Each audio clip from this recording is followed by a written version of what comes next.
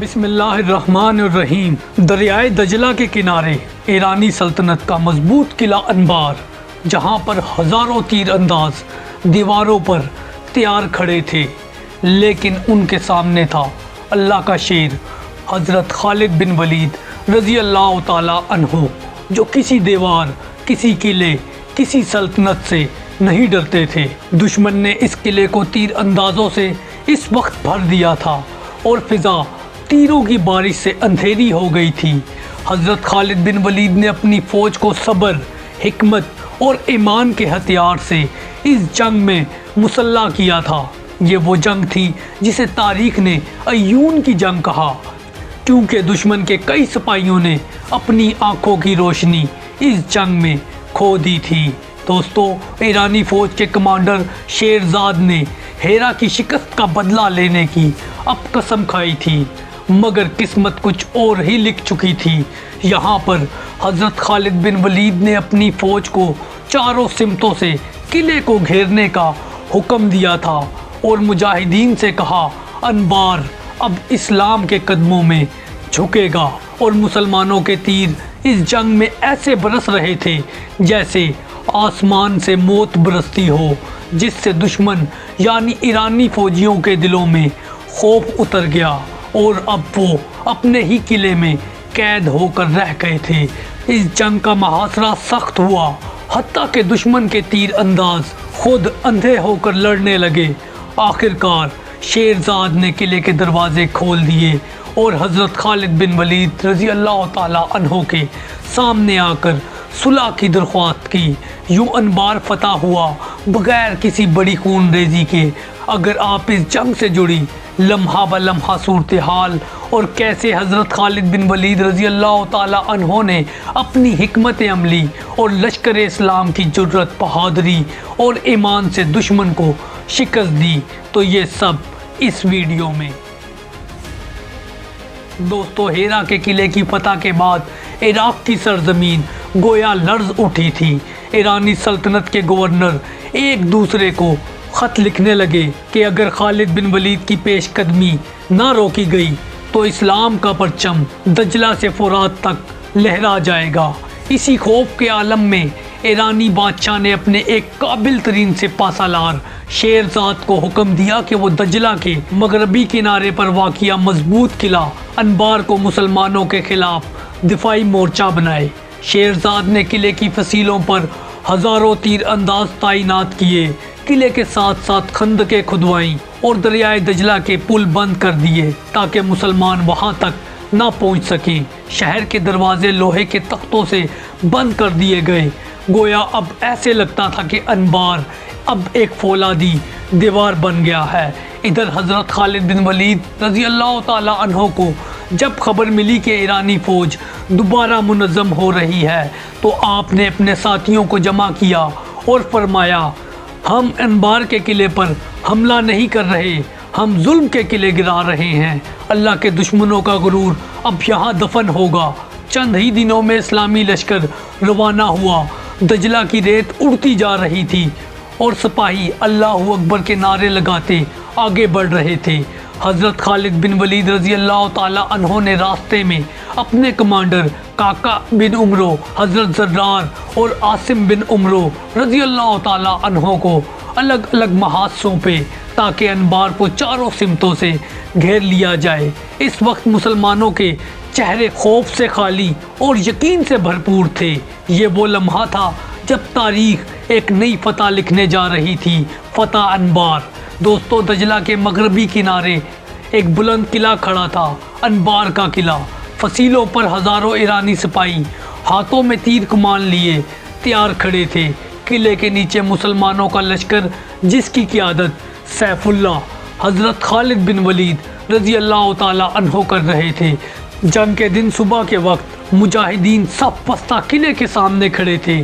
اس وقت فضا میں خاموشی چھائی ہوئی تھی، صرف دجلہ کے پانیوں کی ہلکی سی سرسراہٹ سنائی دے رہی تھی۔ پھر حضرت خالد بن ولید رضی اللہ تعالی عنہ نے اپنے گھوڑے کو ایڑ لگائی اور اپنا نیزہ بلند کیا اور فلک شگاف آواز میں پکارا، اللہ اکبر۔ انبار کے دروازے آج ایمان کے طوفان کے سامنے ٹک نہیں پائیں گے۔ یہ نعرہ گویا جنگ کا اعلان تھا۔ ہزاروں مسلمانوں نے ایک ساتھ نعرہ تکبیر بلند کیا۔ دشمن نے فوراً تیروں کی بارش شروع کر دی۔ آسمان تاریک ہو گیا۔ خالد بن ولید رضی اللہ تعالی عنہ نے اپنے دستوں کو حکم دیا، ڈھالیں اٹھاؤ، صفیں مضبوط رکھو اور آگے بڑھتے رہو، ہم دشمن کی آنکھوں میں خوف بن کر اتریں گے۔ مسلمان فوجی قدم با قدم قلعے کی طرف بڑھنے لگے۔ ہر چند قدم بعد گویا کوئی مجاہد زخمی ہوتا، مگر مجاہدین کی صفیں نہیں ٹوٹتی۔ حضرت زرار رضی اللہ تعالی عنہ نے اپنے گھوڑے کو دوڑایا، خندق کے قریب پہنچے اور ایک پرشین محافظ کو نیزے سے گرا دیا۔ یہ منظر دیکھ کر مسلمانوں میں جوش کی نئی لہر دوڑ گئی۔ حضرت زرار رضی اللہ تعالی عنہ کی جرأت دیکھ کر پرشین سپاہی حیران رہ گئے کہ یہ لشکر زخم کھا کر بھی پیچھے نہیں ہٹتا۔ شیرزاد نے قلعے کی فصیل سے اپنے سپاہیوں کو پکارا، تیروں کی برسات کو تیز کر دو، ان کے قدم دجلہ میں بہا دو۔ مگر وہ نہیں جانتا تھا کہ ان کے سامنے کوئی عام لشکر نہیں تھا، بلکہ وہ مجاہد تھے جن کے دلوں میں ایمان کا شعلہ اس وقت جل رہا تھا۔ دوستو، اب انبار کی زمین پر اسلام اور باطل کے درمیان ایک نیا معرکہ شروع ہو چکا تھا۔ دن تک انبار کے قلعے پر مکمل محاصرہ ہو چکا تھا اور دریائے دجلہ کے کنارے گرد اڑ رہی تھی۔ قلعے کی فصیلوں سے ایرانی تیر انداز لمحہ بھر کے وقفے سے تیروں کی بارش بار بار کرتے، مگر مسلمان سپاہی چٹان کی طرح جمے کھڑے تھے۔ حضرت خالد بن ولید رضی اللہ تعالی عنہ نے اپنے خیمے کے سامنے کھڑے ہو کر فصیل کا جائزہ لیا۔ یہ قلعہ مضبوط تھا، مگر حضرت خالد بن ولید رضی اللہ تعالی عنہ کا ایمان اس سے زیادہ مضبوط تھا۔ خالد بن ولید رضی اللہ تعالی عنہ نے اب حکم دیا کہ تیر انداز آگے بڑھو، دشمن کی آنکھیں اندھی کر دو، اور پھر منظر بدل گیا۔ سینکڑوں عرب تیر اندازوں نے، جن میں زیادہ تر بنی تغلب اور بنی تمیم کے جوان تھے، انہوں نے اپنی کمانوں پر تیر چڑھائے۔ شہر کی دیواروں اور فصیلوں کی سمت تیروں کی ایسی بارش ہوئی کہ ایرانیوں کا سر اٹھانا محال ہو گیا۔ یہی وہ لمحہ تھا جب حضرت خالد بن ولید رضی اللہ تعالی عنہ نے اپنی مشہور حکمت عملی آزمائی اور مجاہدین سے کہا، ان کی آنکھوں پر نشانہ لگاؤ۔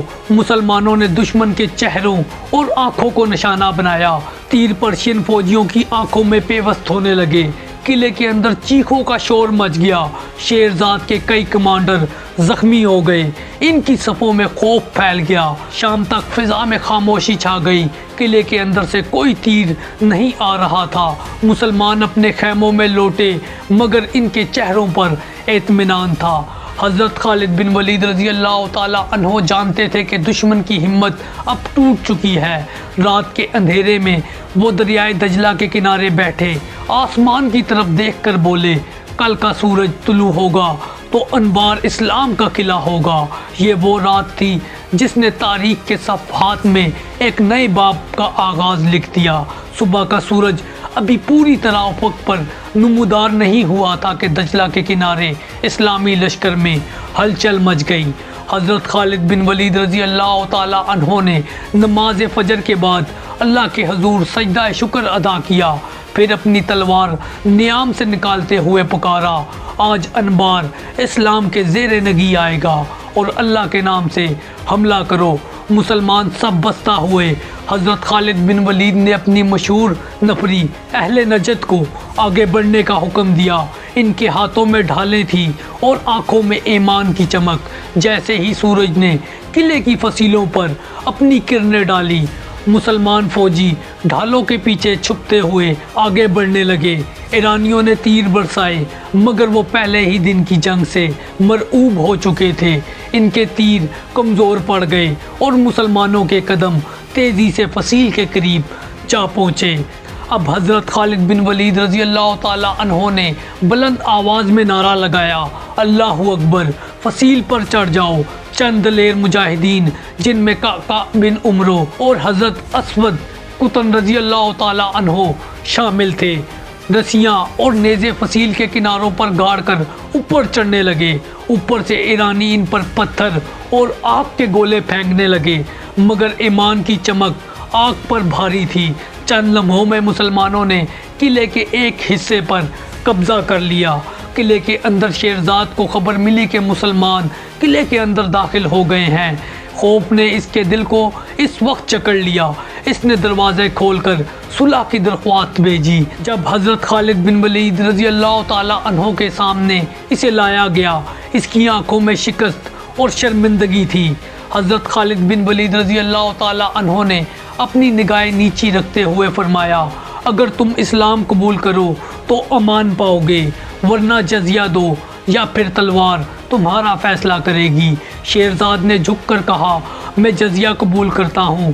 حضرت خالد بن ولید رضی اللہ تعالی عنہ نے کہا، ہم جنگ نہیں چاہتے۔ یوں انبار کا قلعہ بغیر مزید خون بہائے مسلمانوں کے قبضے میں آ گیا۔ حضرت خالد بن ولید رضی اللہ تعالی عنہ نے وہاں اذان دینے کا حکم دیا۔ جب مؤذن کی آواز دریائے دجلہ کے کنارے گونجی تو فضا میں اللہ اکبر کی صدا گونج اٹھی، وہی صدا جو ایران کی سرزمین پر پہلی بار بلند ہوئی تھی۔ حضرت خالد بن ولید رضی اللہ تعالی عنہ گھوڑے پر سوار قلعے کے دروازے پر رکے، تلوار آسمان کی طرف بلند کی اور فرمایا، یہ صرف ایک شہر کی فتح نہیں، یہ ایمان کی فتح ہے۔ انبار اب اسلامی سلطنت کا حصہ بن چکا ہے اور حضرت خالد بن ولید رضی اللہ تعالی عنہ کی فتوحات کا کاروان ایک نئے سفر کی طرف بڑھ چکا ہے۔ تو دوستو، یہ تھی فتح انبار کی تاریخ۔ اگر آپ کو یہ ویڈیو پسند آئی تو دوستوں کے ساتھ شیئر کیجئے، کمنٹ میں اپنی فیڈ بیک دیں اور چینل کو ضرور سبسکرائب کریں۔ جزاکم اللہ خیرہ۔ السلام علیکم۔